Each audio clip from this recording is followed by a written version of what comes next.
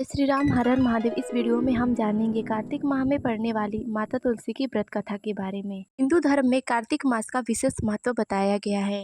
कार्तिक माह के पूरे महीने में स्नान, दान, जप, तप, पूजा पाठ इत्यादि का विशेष महत्व होता है। कार्तिक माह में स्नान, ध्यान, पूजा पाठ के साथ माता तुलसी की पूजा का विशेष महत्व बताया गया है। कार्तिक मास में माता तुलसी का विवाह होता है, जिससे कि इस महीने का महत्व और अधिक बढ़ जाता है।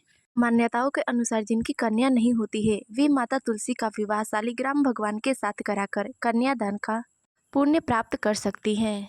तो आइए अब हम जानते हैं कार्तिक मास से जुड़ी कथा के बारे में। कार्तिक मास का समय था। किसी गांव में सभी औरतें माता तुलसी को जल से सींचा करती थी। इन औरतों में एक बूढ़ी औरत भी थी, जो प्रतिदिन माता तुलसी को जल से सींचने जाती थी। और जब भी वह माता तुलसी को जल से सींचती, यानी कि माता तुलसी की पूजा करती, तो वह माता तुलसी से यही वरदान मांगती कि तुलसी माता, सत्य की दाता, मैं तेरा बिरवा सींचती हूँ, मुझे बहू दे, पीले रंग की धोती दे, मीठा ग्रास दे, अच्छी मृत्यु दे तथा बैकुंठ में वास दे, चंदन का काठ दे, अच्छा राज दे, खाने को दाल भात दे और एकादशी के दिन श्री श्याम सुंदर का कांधा दे। बुढ़िया माँ की बात सुनकर माता तुलसी सूखने लगी। माता तुलसी को ऐसे सूखते हुए देख एक बार भगवान ने माता तुलसी से पूछा, हे तुलसी, तुम प्रतिदिन सूखती क्यों जा रही हो? तब तुलसी माता ने कहा, हे प्रभु, आप मेरे मन की मत पूछो। तब भगवान ने कहा, हे देवी, मैं नहीं पूछूंगा तो और कौन पूछेगा? तब माता तुलसी कहती है, हे प्रभु, एक बूढ़ी अम्मा आती है और मेरे पौधे की सूझती है और मुझसे सभी बातें कहती है। मैं उसकी सभी बातों को पूरा तो कर दूं, पर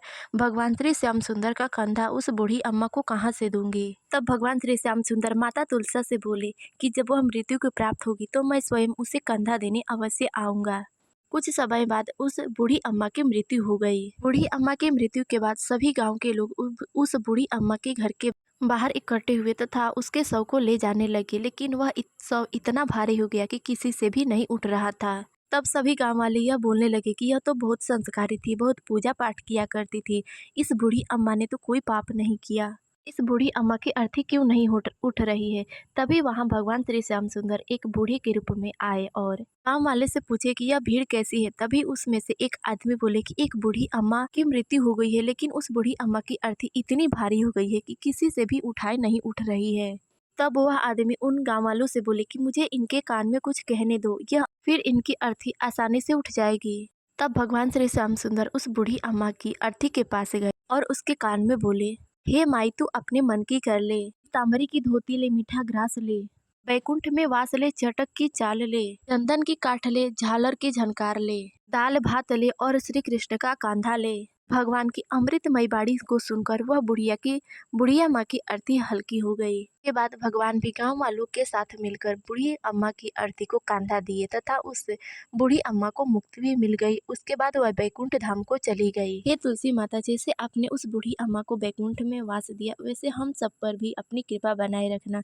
हे प्रभु श्री राम, श्री श्याम सुंदर, जैसे आपने उस बूढ़ी अम्मा को कंधा दिया, वैसे हम सबको भी कंधा देकर बैकुंठ में वास देना तथा अपनी कृपा हम सब पर सदैव बनाए रखना। जय श्री राम, हर हर महादेव।